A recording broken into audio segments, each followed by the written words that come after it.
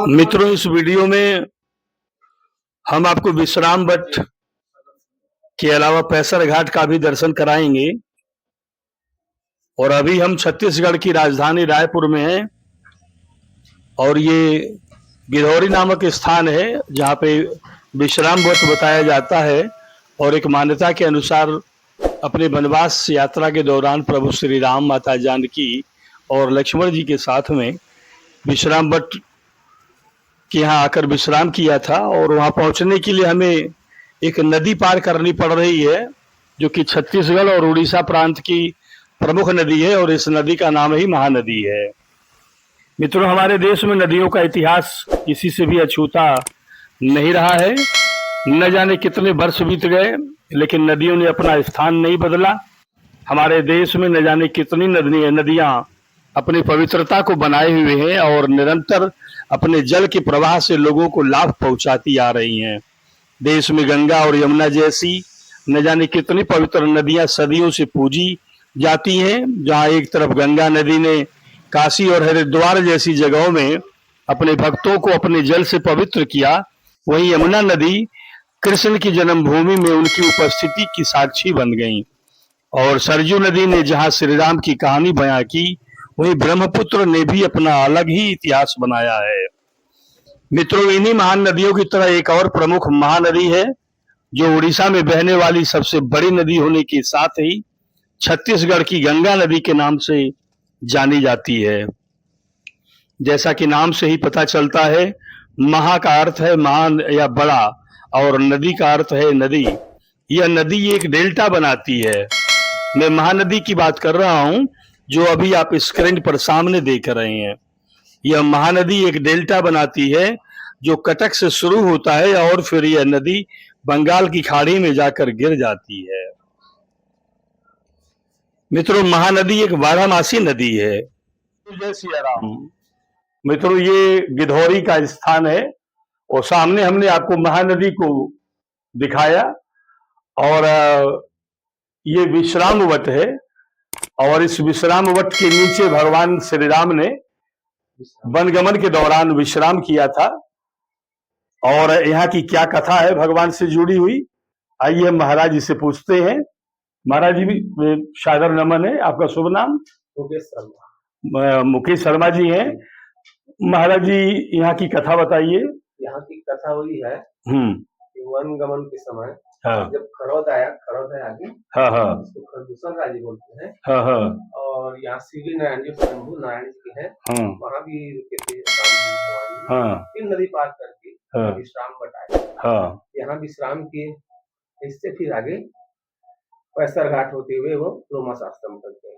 मतलब यहाँ के बाद वो पैसर घाट गए हैं। अच्छा। और कहते हैं कि महानदी के किनारे किनारे भगवान ने बड़ी लंबी यात्रा की है। ये वही महानदी है। और महाराज जी, विश्राम भट्ट दिखा दें, यहाँ पे कहीं है। हाँ, हम लोग यमुना जी के किनारे श्याम भट्ट ढूंढ रहे थे। श्याम भट्ट, हाँ, श्याम भट्ट अभी चिन्हित नहीं किया जा सका है, लेकिन ये भी भट्ट है और भगवान ने यहाँ विश्राम किया था, इस वजह से इसे विश्राम भट्ट कहते हैं। के बाद महानदी को पार करके जब इस पार आए तो यह स्थान उनको इतना मनोरम लगा कि यहाँ आ करके उन्होंने विश्राम किया और उसके बाद फिर आगे की ओर बढ़े। मित्रों, इस वीडियो में विश्राम भट्ट दिखाने के साथ ही हम आपको पैसर घाट दिखाना चाहते हैं। यह पैसर घाट एक ऐसा घाट है जहां महानदी और शिवनाथ नदी, दो नदियों का संगम है। और इस संगम वाले स्थान पर पहुंचने के लिए हम बड़ा कठिन परिश्रम किए, इन जंगलों से होकर के गुजरना हुआ।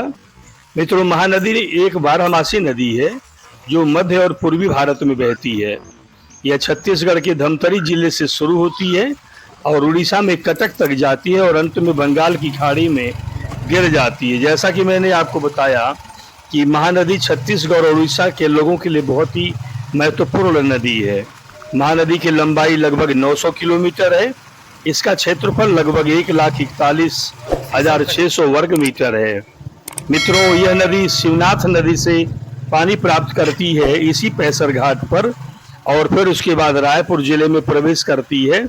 और शिवनाथ नदी से पानी प्राप्त करने के बाद पूर्व की ओर मुड़कर उड़ीसा में प्रवेश करती है। और मित्रों, इस संगम स्थान पर जाने के लिए हमने बड़ा प्रयास किया, और प्रयास ऐसा किया कि आप देख रहे हैं कि बाइक लेकर के महानदी और शिवनाथ नदी के रेता में हम लोग काफी दूर तक जाते हैं, और रेता इतना गहरा होता है कि बाइक को चला पाना ही मुश्किल साबित हो रहा था। और अंततः मुझे कुछ दूरी पर जा करके रुकना ही पड़ा, क्योंकि उसके आगे जाना संभव ही नहीं था। उसके आगे जाने का मतलब था स्वयं को खतरे में डालना। संगम अभी दूर था, जबकि बाइक हमारी वहीं खड़ी हो गई। बालू है ना। और कुछ ही समय बाद हमने वहां से वापस लौटने का फैसला किया, और हमने वापस लौट करके फिर वहीं पे आ गए जिसके बगल से शिवनाथ नदी बहती है। और मित्रों, आपको बताना चाहूंगा कि छत्तीसगढ़ में एक खासियत हमने देखी कि हमने यहाँ पर दर्जनों नदियों को देखा, और उन दर्जनों नदियों का जो रेता है वो यही है जो हमारे पूर्वांचल में मौरंग कहा जाता है, लाल वाला बालू, जो कि प्रायः सोन नदियों से निकल करके हमारे क्षेत्र में वितरण होता है, बिक्री होता है। लेकिन आप पाएंगे कि छत्तीसगढ़ के सभी नदियों में इसी तरह का महंगा लाल रंग का सुनहरा मोरम बालू प्राप्त होता है।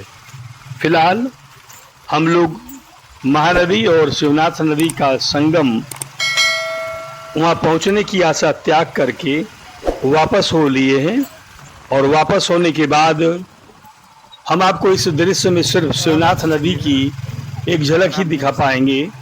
हम लोग संगम तक नहीं पहुंच पाए थे, क्योंकि संगम तक पहुंच पाना हमारे लिए बहुत ही दुष्कर कार्य हो गया था। किसी भी भांति हम वहां पर पहुंच पाने में सक्षम नहीं हो पा रहे थे। और मित्रों, शिवनाथ नदी छत्तीसगढ़ की सबसे छोटी नदी है। शिवनाथ नदी छत्तीसगढ़ की जहां पर सबसे छोटी नदी है, लेकिन महानदी छत्तीसगढ़ की सबसे गहरी और सबसे लंबी नदी है और सबसे चौड़ी नदी है। महानदी छत्तीसगढ़ के अलावा उड़ीसा अर्थात भारत देश के 2 प्रांतों को सिंचित करती है। वहाँ के किसान इस नदी के जल का उपयोग सिंचाई के लिए भी करते हैं।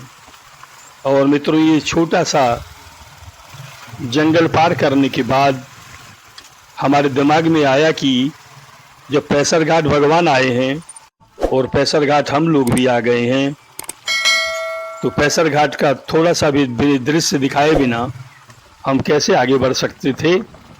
इसलिए हमने निश्चय लिया दूसरी ओर से जहाँ तक सरल मार्ग से हम लोग वहाँ पहुँच सकते थे, हम लोग वहाँ पे पहुँचे, और ये देख पाएंगे कि थोड़ी ही देर में शिवनाथ नदी का नज़ारा आपके सामने है। मित्रों, हम यहीं तक पहुँच पाने में सफल हो पाए हैं, और यही शिवनाथ नदी दाहिनी तरफ थोड़ी दूर आगे जा करके महानदी में विलीन हो जाती हैं, और ये महानदी यहीं से शिवनाथ नदी का जल लेकर के आगे की यात्रा करती हैं। मित्रों, इसी 2 नदियों के संगम को पार करके भगवान ने आगे की यात्रा शुरू की थी। मित्रों, हर वीडियो की तरह इस वीडियो में भी हमारे साथ बने रहने के लिए आप सारे लोगों को बहुत बहुत धन्यवाद। चैनल को सब्सक्राइब करिए, इसको शेयर करिए, लाइक करिए, और हो सके तो उस पर कमेंट करिए। जय सिया राम का कमेंट करिए। तो बोलिए सियावर रामचंद्र की जय। मित्रों, आप सारे लोगों का भला हो। प्रभु श्री राम जी की वनवास यात्रा में आप सब हमारे साथ हैं। जय सिया राम।